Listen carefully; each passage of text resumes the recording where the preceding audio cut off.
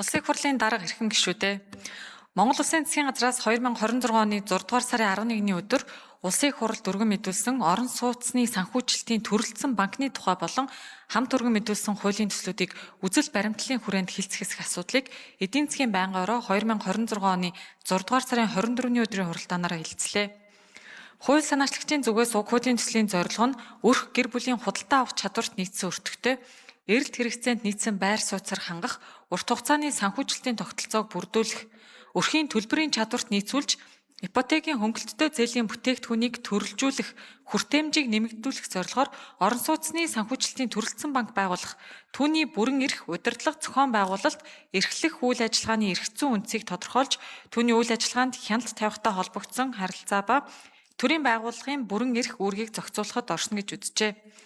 Байнгын орооны хуралдаанаар хуулийн төслийг хэлцэх үед Улсын хурлын гишүүн Ц. Баатархүү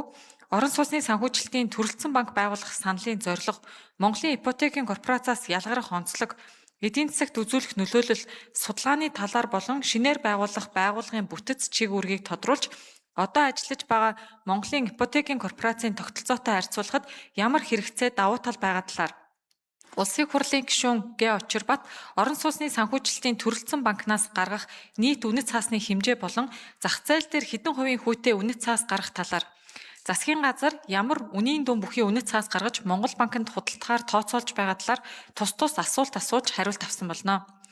Байнгын орооны хуралдаанаар хуулийн төслийг үзэл баримтлалын хүрээнд хилцэхийг дэмжих хэсэг талаар байр сууриа илэрхийлэх үед Улсын хурлын гишүүн Ц. Баатархүү хуулийн төслийн үзэл санааг илүү сайн нягтлах,